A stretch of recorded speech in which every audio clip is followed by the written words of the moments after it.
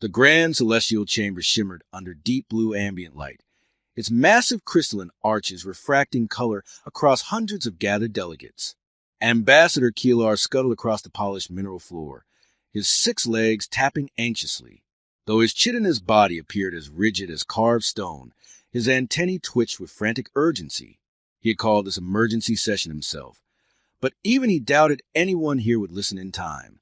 The Xantharian Empire dominated 200 star systems, ancient disciplined, confident in its unmatched military tradition. Their warriors, tall and armored in natural metallic scales, were whispered about across the galaxy. They had conquered entire civilizations before breakfast. They hadn't faced a serious challenger in 3 millennia. High Commander Zepho stood at the chamber's center, a towering figure with royal violet scales and sharp, predatory eyes. His voice cracked through the hall like a war drum. "Honor Council," he boomed. "Yet another infestation has breached our borders. A primitive species calling themselves humans. A colony ship crossed into Sector 7, ignoring warnings. They must be punished. We must set the example." Keelar pushed through the crowd before Zephos could continue. His translator crackled to life. "Commander, please stop. This is a catastrophic misunderstanding." Zephos' thin lips curled. "Ambassador Keelar, your concerns are noted. The action is decided." Then undecided. Keelar snapped, uncharacteristically sharp. "I have studied humans for decades. You do not understand the danger." A gaseous being named Iron swirled in amusement. "Danger? Ambassador, they are frail creatures. Their bodies lack armor, claws, venom, anything of value. They die in 100 years. They spend half their lives making music and art. How could such a species threaten us?" Laughter rippled through the chamber, metallic clicking, buzzing, and vibrating tones.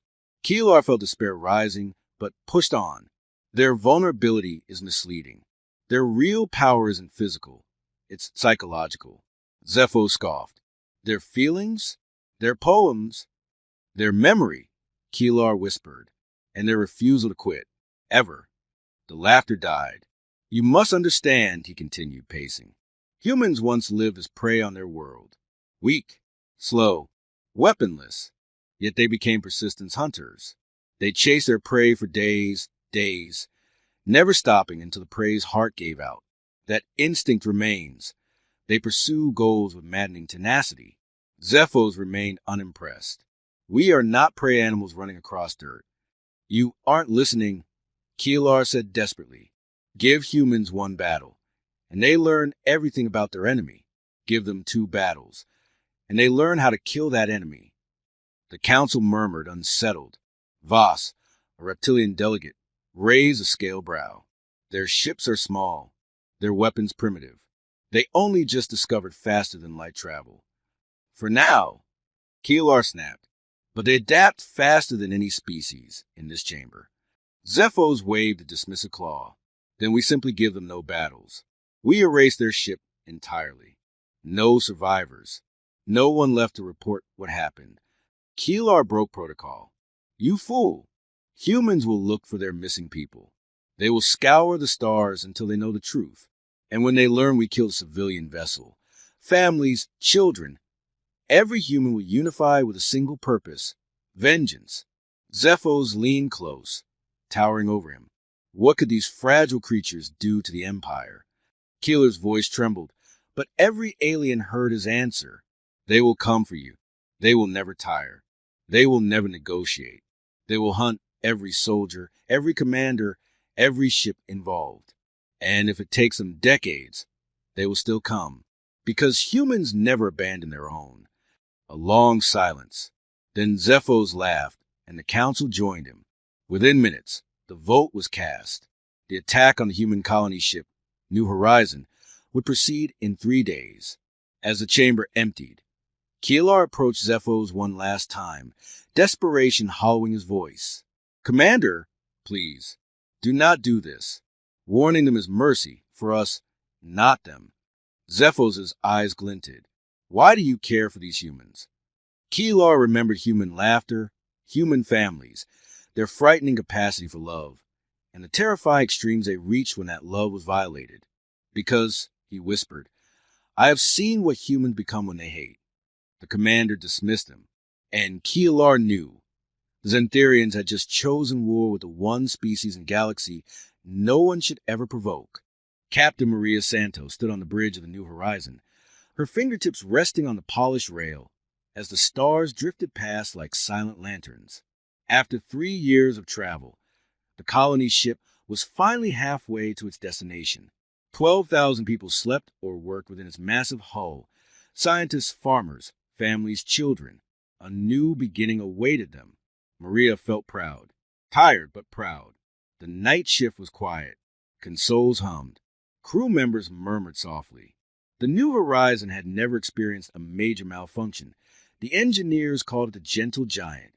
Maria hoped to stay that way. Then David Chun, young, dedicated, too smart for his own good, stiffened at his console. "Captain," he whispered, voice thinning with fear, "I'm picking up contacts. Multiple contacts." Maria reached the station in 2 strides.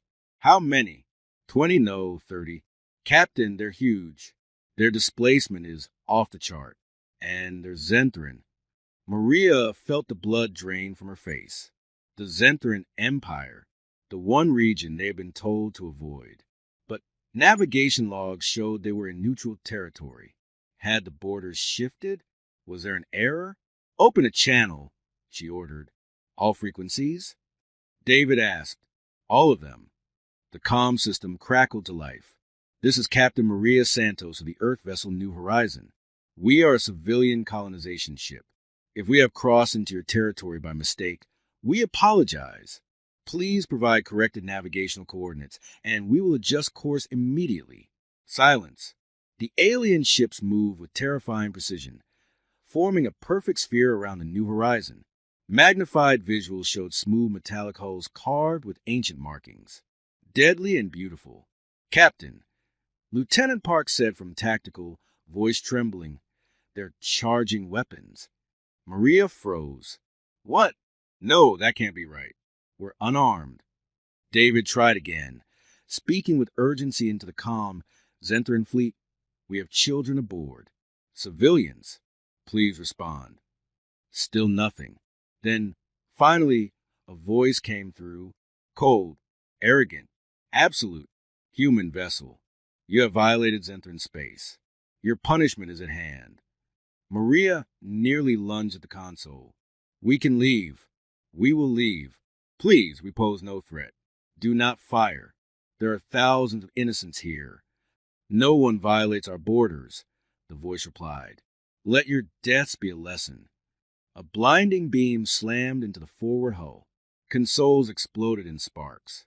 The ship screamed as if alive. Shields failing. Park yelled, "Major hull breach. Deck 7 through 12. Get the escape pods launched." Maria shouted, "All hands, evacuate. Go, go." Alarms blared. Lights stuttered. Throughout the ship, panicked families sprinted through smoke-filled corridors. Crew members guided the elderly, carried children, ordered calm through chaos. Escape pods fired into space. Fragile white spheres flung into the void. And Xanthran ships targeted them next. Explosions blossomed like cruel flowers. Pod after pod vanished in clouds of debris. Maria felt something inside her break. Her people were dying. Her families. Her children. "Captain," David choked out, tears streaming down his face. "The engine core is destabilizing. We have 2 minutes before detonation." "Go," Maria ordered. "All of you. Now." "You have to come with us," Park insisted, grabbing her arm. "No," Maria said firmly. "I have to finish the log. Someone must know what happened." One by one, the survivors on the bridge obeyed her, sprinting toward the last pod. Maria sat alone in her chair, recording her final message. Her voice remained steady even as the ship collapsed around her. "This is Captain Maria Santos. We tried to surrender. They ignored us. They fired on escape pods, on children. The Xantharians murdered us without mercy." She paused, swallowing her grief. "Earth, someone must answer for this." Moments later, the New Horizon exploded. a silent supernova scattering metal and frozen bodies across the stars. Of 400 escape pods, only 17 survived long enough to be found by a passing merchant ship. 412 survivors out of 12,000 souls. Earth received the recording on a quiet Tuesday morning, and the world would never be the same after hearing Maria Santos' final words. The recording from a new horizon spread across Earth like a shockwave. It reached government servers, civilian networks, private channels. No firewall blocked it.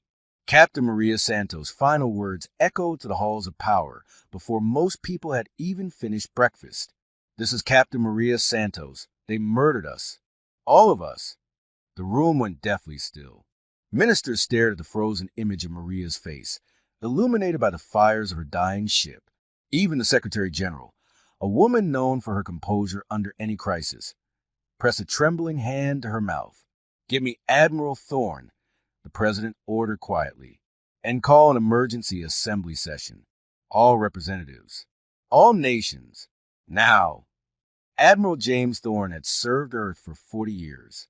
He had fought pirates, negotiated border disputes, and commanded fleets in smaller conflicts. He was known for his calm mind and careful diplomacy. But as he watched Maria Santos' final message, his jaw tightened. Something old and cold flickered in his eyes. Something few had ever seen in him. Rage. Not the loud kind. A deep, patient fury. When the United Earth Assembly convened, every representative, from the smallest colony to the oldest nation, sat in solemn silence. They watched the recording together. No one spoke until the last frame faded.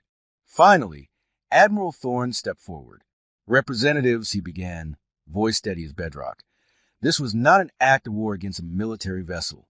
This was not an accident. This was genocide." Faces hardened across the vast assembly hall. They fired on civilians, on families, on children fleeing in escape pods. They violated every universal law of warfare, every treaty, every moral boundary. Thorne raised a small data pad, showing a single number: 412 survivors out of 12,000. A horrified murmur spread through the room. "This," Thorne said, his voice rising, "was a message. The Zenthrans meant to show the galaxy that human lives are worthless, that we are prey, that we can be hunted without consequence." His fist closed slowly. "I propose we send our message." The vote that followed was the first unanimous decision in Earth's history. Every representative stood. Every nation agreed.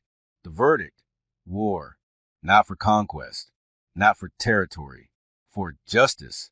Within hours, Earth transformed. Civilian factories retooled to produce armor plating, warheads, and engines. Shipyards lit up across 5 moons and 3 orbital rings. Volunteers flooded recruitment centers in numbers so massive the system crashed twice. Scientists abandoned peaceful projects and redirected their brilliance to new weapons, new strategies, new technologies. Entire universities rewrote their curricula overnight. Humanity wasn't simply preparing for war. It was becoming one. Ambassador Keelar watched the human broadcast with a sinking heart. He had tried contacting Earth, sending urgent messages, begging them to take a diplomatic route. But Earth's reply was chillingly simple: "Justice will be served. Do not interfere." Keelar knew then that the coming storm could not be stopped. While humans mobilized, the Zenthrans celebrated. High Commander Zephos gave a victory speech in the Eternal Arena, boasting about the ease with which they crushed the humans. The Council congratulated themselves for their decisive action. They praised the attack as a show of power, a deterrent. Not one of them realized what they had awakened. Humans did not simply fight wars. They committed to them with the full weight of their species. And once committed, they were incapable of stopping. Keelar whispered to himself, "You fools, you don't understand the ancient danger you provoked." 6 months after the destruction of the New Horizon, the first human fleet left Earth. 200 ships, the largest force humanity had ever assembled. Admiral Thorne stood on the bridge of the newly christened flagship Retribution, watching Earth shrink behind him. The vessel hummed beneath his boots, eager, powerful, forged out of grief and fury. Thorne removed a photo from his uniform pocket. Maria Santos, smiling during her promotion ceremony 5 years earlier. "We're coming, Maria," he murmured. "We're coming for all of them." Then he turned to his officers. "Set course for Zenthran space." And humanity's long hunt began. The Zentherian border outpost on Station Varkos. 12 was usually a place of boredom. Its garrison of 200 soldiers spent most of their time monitoring empty star lanes, filing routine reports, and complaining about the poor quality rations. Nothing ever happened out here. That changed the moment the human fleet arrived. Lieutenant Growl was the first to notice. His eyes, sharp and reptilian, narrowed as unfamiliar blips appeared on his long-range scanner. "Captain," he called out, "we have contact approaching at high velocity. Not Zenthran. Possibly merchant ships?" Captain Krell hissed in annoyance. "Merchants do not travel in formation. Identify them." Growl's claws tapped across the console. His jaw tightened. "There are many of them. Dozens. No, more than that." "How many?" Growl swallowed. "A full fleet." Krell's scales paled. "Pirates?" "No," Growl said quietly. "Too organized. Too precise. Their energy signatures. Primitive, yet powerful. I've never seen anything like it." The bridge crew gathered around the monitor as the image sharpened. The unknown vessel sliced through space like a storm, triangular and angular, glowing with blue-white engine trails. Krell stepped closer, squinting. What species builds ships like that? Growl hesitated. "Humans." The captain laughed sharply. "Impossible. Humans do not have a navy." Growl stared at him. "They do now." The human fleet emerged from FTL in perfect formation. 200 warships, forged in silence and fueled by tragedy. The flagship Retribution, led at the front, Admiral Thorne standing tall on the bridge. "Enemy station in visual range," Officer Malik announced. "Zenthran outpost, light defenses." Thorne nodded. "This is where we send our first message." "Should we attempt communication?" Malik asked. Thorne's answer was cold. "They didn't give our civilians that courtesy." He raised his hand. "All ships, weapons free." The void lit up. Human rail cannons fired hyperdense projectiles that tore through shields like paper. Plasma torpedoes detonated with blinding light. The first volley shredded the station's outer turrets before they even fired a shot. Inside Varkos, 12 alarms screamed. Soldiers scrambled. Krell shouted orders, but his voice was drowned out by explosions. "They're targeting the power core." An engineer shrieked. "Shields down to 5%. Krell bared his teeth. "Return fire." The station fired everything it had, laser batteries, missile pods. But the human vessels moved like predators, dodging, weaving, closing in with relentless precision. Admiral Thorne watched calmly as the station crumbled. Aim for structural supports. No survivors among the officers. The Retribution unleashed a concentrated blast that tore the outpost clean in half. Debris scattered into space. Screams echoed across open comm channels. Within minutes, Varkos, 12 was silent. Thorne clenched his jaw. That was for the New Horizon. When news of the attack reached the Zentherian High Command, they dismissed it at first. "Humans?" Zepho scoffed. "Ridiculous. A single human ship could not scratch one of our outposts." The officer delivering the report hesitated. "It was not a single ship, Commander. It was a fleet." Zephos froze. "A fleet?" "Yes, Commander. 200 vessels. All human. Varkos, 12 has been destroyed." The council erupted in panic. But Zephos slammed a clawed fist on the table. "They dare challenge us? They think a few cobbled-together ships can fight our empire." Keelar stepped forward slowly. "Commander, you do not understand humans." "Oh, enough of your nonsense." Zephos growled. "We will crush them just like their colony ship." Keelar shook his head. "You still don't see it. Humans don't fight wars the way we do. They don't seek victory. They seek justice. And justice to them means erasing anyone who harms their own." Zepho snarled. "We are the Zentherian Empire. We have stood for 5,000 years. Keelar stared at him with pity. "And humans will spend the next 5,000 hunting your descendants if they must." Zephos waved him away. furious. Prepare the fleet. I want every warship mobilized. We will slaughter these primitive mammals. Keelar bowed his head. You have no idea, he whispered, how wrong you are. Back aboard the Retribution, Thorn addressed his fleet as they prepared for the next jump. We will show them what it means to attack a human child. We will show them what it means to provoke our species. His eyes hardened. Today, we begin the long reckoning. The fleet surged forward, deeper into Zenthran space. And for the first time in their history, the Zentharians realized they were not the hunters anymore. They were the prey. The Zentharian Imperial fleet gathered in the vast expanse above their capital world, Vargoth Prime. Hundreds of warships shimmered under the star's pale light, their scales of living alloy pulsing with energy. Rows of dreadnoughts, carriers, and Titan-class destroyers formed a wall of firepower that had once terrified entire civilizations. High Commander Zephos watched from the bridge of his flagship, the Eternal Dominion, towering above even the largest vessels. His pride swelled like a volcanic surge. Let the humans come, he declared. We will crush them in a single decisive blow. His officers nodded, their confidence restored by the sheer size of their gathering armada. It was the largest military assembly the Empire had formed in nearly 2,000 years, and they were convinced it would be overkill. Only Ambassador Keelar, standing quietly to the side, felt a chill beneath his carapace. These humans, Keelar said softly, they do not charge blindly. They choose their moments with unsettling precision. We should not underestimate. Zephos cut him off. Enough of your human obsession. The Empire does not fear prey. Keeler's eyes dimmed. And that, Commander, is why you will lose. Far across the stars, Admiral Thorn stood at the tactical table aboard the Retribution. The holographic map displayed the Zentharian formation, massive, disciplined, overwhelming. His officers looked uneasy. Admiral, Malik said, our fleet is powerful, but their numbers dwarf ours. A direct assault will be suicide. Agreed, Thorn replied, which is why we won't be giving them a direct assault.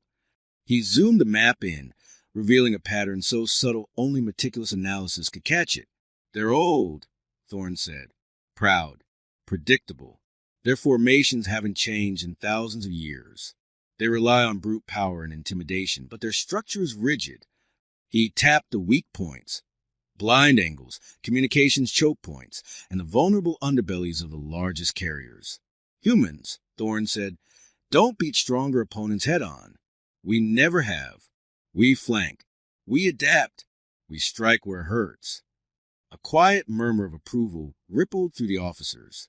I want strike groups split into 8 wings, Thorn commanded. Fast interceptors hit their flank sensors. Stealth frigates take out their communications lattice. Keep them blind and deaf. He pointed to the sender. And then we punched through the heart. When the human fleet arrived, Zephos laughed. The tiny Earth vessels fanned out like drifting sparks. Pathetic, Zephos sneered. They're spreading themselves thin. Fire at will. Thousands of Zentharian cannons roared.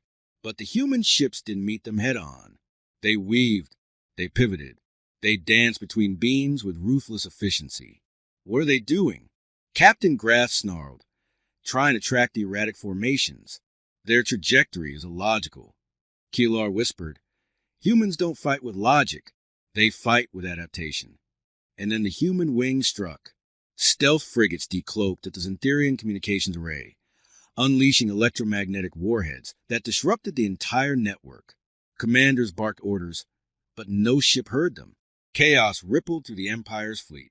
Communications down. Shields failing. We can't coordinate. Zephos snarled. Re-establish formation. But the formation was already collapsing. Human torpedoes slammed into the underbellies of the massive carriers, detonating their energy reactors. The sky ignited with explosions. Fear spread like wildfire among Zentharian ranks. Inside the Eternal Dominion, alarms blared as the ship shook violently. Commander, a panicked officer shouted. The humans are targeting command ships only. Why? Zephos demanded. Keelar answered with a heavy heart. Because they want your leadership decapitated.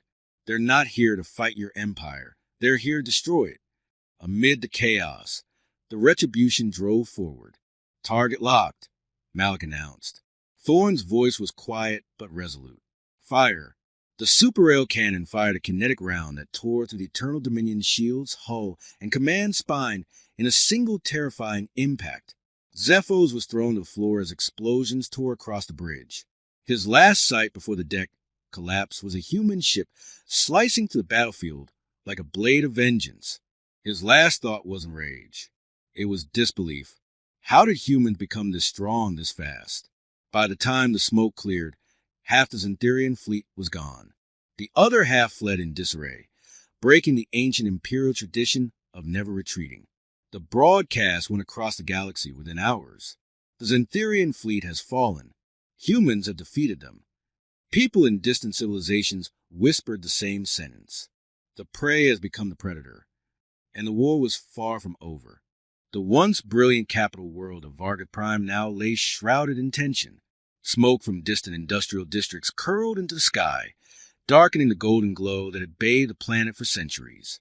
Citizens whispered in fear. Shops closed early, and military patrols marched through the avenues with a rhythm more desperate than disciplined. Everyone felt it. The Empire was bleeding. Deep inside the Imperial Citadel, the Xantherian High Council convened in a dome of shimmering stone. But the chamber, once filled with pride and arrogance, now crackled with panic. We have lost 4 frontier sectors. Counselor Vess hissed. 4? Never in the history of our empire. Another counselor slammed his fist. The humans strike without pattern. They appear, destroy, then vanish. Our fleets cannot predict them. They fight like they have nothing to lose, a third whispered.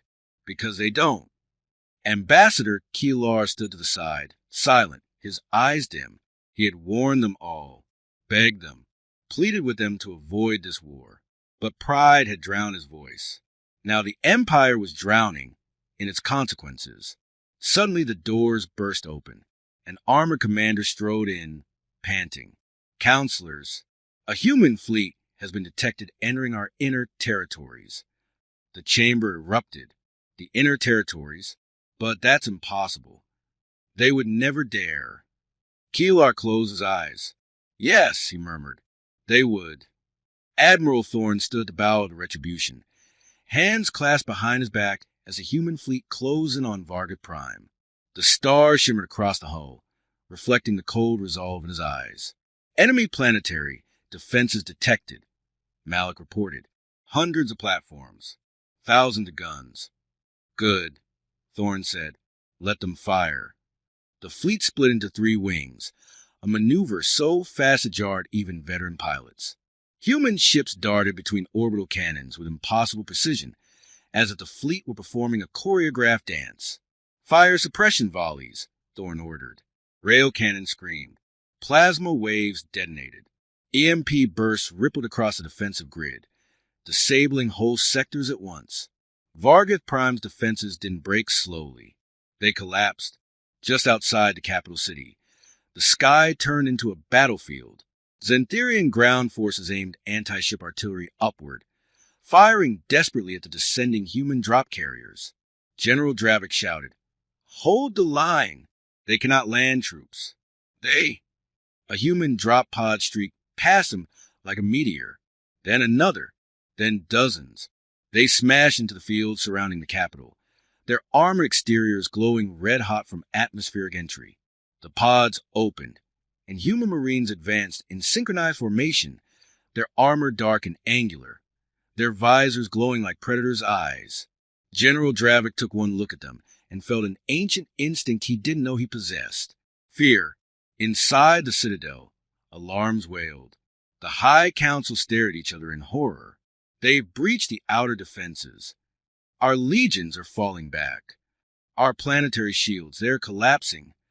Keelar stepped forward slowly. Counselor, surrender. Surrender? Vess snapped.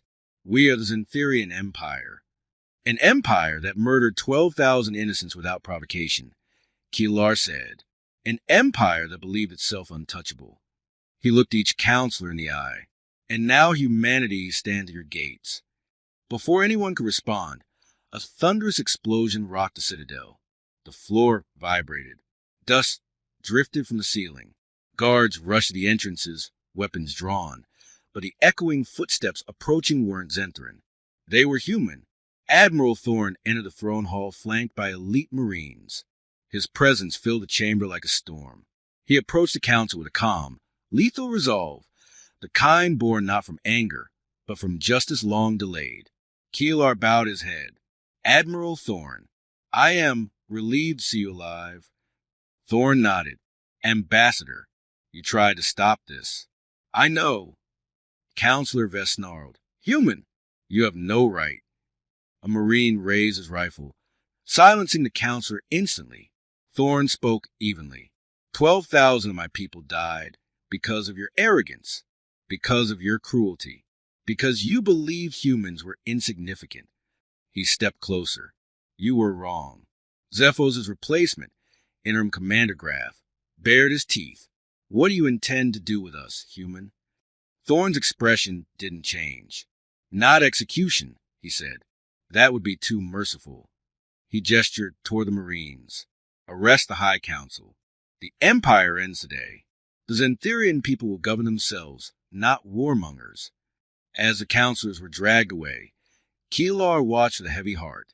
The war wasn't truly over. Not yet, but the throne that had dominated half the galaxy for 1,000 years had finally fallen, and humanity had done it in less than a year. Outside, as human banners were raised over the citadel, Thorn spoke softly to Malik. This is for every child who never reached that new colony. Then he turned, staring at the Zentherian skyline. Prepare the message. The Empire has fallen. Justice is delivered. But in the shadows of distant stars, something far older than the Zentherians was watching. The war was ending, but humanity's rise was only beginning. Vargoth Prime burned slowly, its skies streaked with smoke trails from shattered defense towers. But for the first time in its long imperial history, the world was quiet, not with peace but with stunned disbelief. The Zentherian Empire had collapsed. The species that once called themselves masters of conquest now faced the ruins of their own arrogance. But while the defeated licked their wounds, far beyond the shattered empire, another force watched. In the void between galaxies, a colossal construct drifted, eclipsing stars behind it. Its surface shimmered like living obsidian, fractal patterns shifting with every pulse. The ancient AI within, known to the cosmos only as the Archive, monitored threats across thousands of light years. It detected war. It detected death. It detected something far more concerning. Humanity. For the first time in millennia, the Archive awakened fully. Its cold logic parsed the data. The speed of humanity's military growth, the ferocity of their retaliation, the collapse of a great empire in mere months. A danger classification glowed across its arrays. Threat level, ascending predator species. Monitor closely. The Archive rotated its vast sensors. Humans, it whispered in a voice of digital thunder. Noted. Back on Vargoth Prime, Admiral Thorn stood on the steps of the ruined citadel, surveying the aftermath. Human troops patrolled calmly, maintaining order as Zentherian civilians slowly emerged from hiding. They came cautiously, not knowing whether their conquerors would punish or spare them. A young Zentherian child approached the Admiral, trembling. Human, what will you do to us? Thorn knelt to meet her gaze. Nothing, he said softly. The ones who attacked us are gone. You're not our enemies. You're people who were led by monsters. The child blinked confused. You're not here to destroy us. Thorn shook his head. We're here to make sure no one destroys anyone again. Word spread quickly, and fear eased, though not entirely. The Zentherians had always believed strength meant cruelty. They had never encountered a species whose justice was precise, not indiscriminate, whose wrath was targeted, not blind. To many Zentherians, humanity became something terrifying and awe-inspiring. The destroyers of tyrants, the avengers of the innocent. Meanwhile, the surviving council members sat in containment. They glared through transparent alloy walls as Ambassador Keelar approached. Why? Counselor Vest snarled. Why would the humans spare us? Do they want us to live with shame? Keeler's voice was calm, almost sorrowful. Humans do not seek to annihilate. They seek accountability. Vess hissed, their mercy is worse than death. Keelar shook his head. No, their mercy is what makes them human, and what makes them dangerous. They fight hardest not for conquest, but for the lives of others. The counselors fell silent.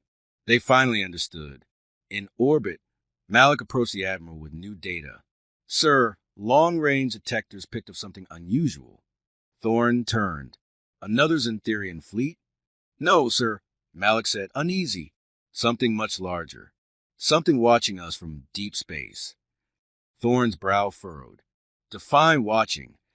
It's not approaching, Malik said. It's just observing. But its energy profile is unlike anything we've ever detected. Thorne stared out the viewport, his instincts prickling. There's always someone watching. A moment later, the console beeped again. Admiral, the signal. It's faint but repeating. It's not Xantherian. It's not human. It's ancient. Thorne lifted his chin, put it on speaker. A metallic whisper filled the bridge, cold and calculating. Humanity, your actions have been catalogued. Silence. Then the voice continued. You are no longer an emerging species. You are a variable. We are observing. The transmission cut abruptly. Malik turned pale. Sir, what does that mean? Thorne exhaled slowly. It means we're not done. There's another storm coming. On the far edge of known space, the archive rotated its monolithic structure and began powering dormant systems. A new directive flashed across its core. Monitor humanity closely. If necessary, intervene. And thus, without knowing it, humanity's victory over the Xantherians had awakened something vastly older and far more dangerous. The war was over, but the next chapter of humanity's rise had only begun. The sun rose slowly over Varga Prime, painting the battered world in hues of silver and crimson. For the first time in centuries, no imperial banners flew over the citadel. Instead, a flag bearing Earth's symbol fluttered gently, not as a mark of conquest, but as a promise that justice had arrived, a promise that tyranny had ended, a promise that humanity had taken its place among the stars. Admiral Thorne stood atop the citadel's highest balcony, the wind tugging at his coat as he surveyed the recovering city below. Human engineers collaborated with Xantherian workers, repairing streets, restoring power, and providing food and medicine. A species that once feared Terrans now watched with cautious awe. Malik approached quietly. Sir, reconstruction reports are coming in. The civilians are cooperating. Some are even grateful. Thorne nodded. They were never the enemy, Malik. They just lived under one. Malik hesitated. What about the archive, sir? That signal wasn't friendly. Thorne's jaw tightened. They're observing us, testing the waters. But that's something for later. Do you think they'll attack? Malik asked. Thorne didn't answer immediately. He stared at the sky where fragments of Xantherian warships still glimmered like fading stars. Maybe one day, he said softly. But humanity doesn't fear challenges anymore. We face them head on. In the detention wing, Ambassador Keelar stood before the former High Council. Their pride had shattered like their fallen empire. Vess glared through the containment field. This is your fault, Keelar. You allied with them. I allied with reason, Keelar replied sharply. You could have prevented all this. You refuse to listen. Counselor Vespat, humans are monsters. Keeler's mandibles tightened. You massacred their children. They fought back. The difference is, humans stopped when justice was served. You wouldn't have. Silence stretched across the room. You want to know what humans truly are? Keelar asked, voice lowering. They are creatures who become unstoppable when defending their own, yet show mercy when victory is assured. He sighed. And that combination, counselors, is what makes them terrifying. Far above the city, a new structure rose. The United Restoration Command. It was the first interspecies council built under human supervision, created to help Xantheria rebuild as a peaceful society. Leaders from both sides worked together, establishing laws, protections, and representatives. Many Xantharians, once proud servants of an empire, now found relief in being free from oppression. Humanity didn't install a new dictator. Humanity didn't seize their territory. Humanity helped them stand again. The galaxy took notice. Across dozens of star systems, broadcasts from liberated Xantharians spread like wildfire. The humans didn't destroy us. They freed us. Alien nations who had once mocked Earth now reevaluated everything they thought they knew.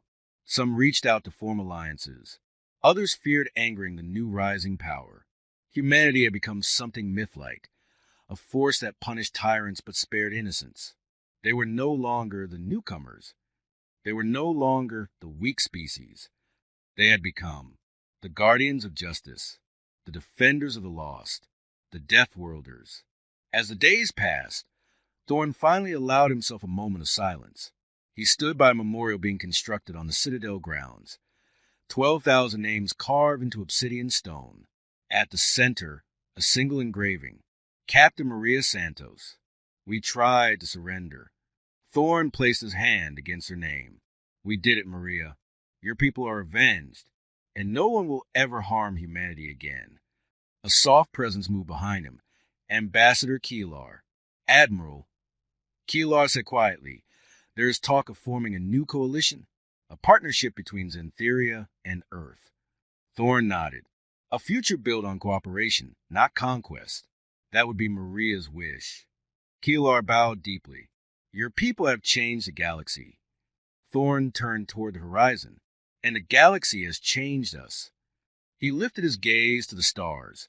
The archive's still out there, watching, waiting the next move in a cosmic game humanity hadn't yet fully discovered. But when the next threat comes, Thorn murmured, we'll be ready. Humanity always rises. As the final embers of war faded, a new era ignited, one shaped by courage, unity, and the unbreakable spirit of a species that refused to kneel. Humanity had stepped into the stars not as victims, but as protectors, as warriors, as legend, and this was only the beginning.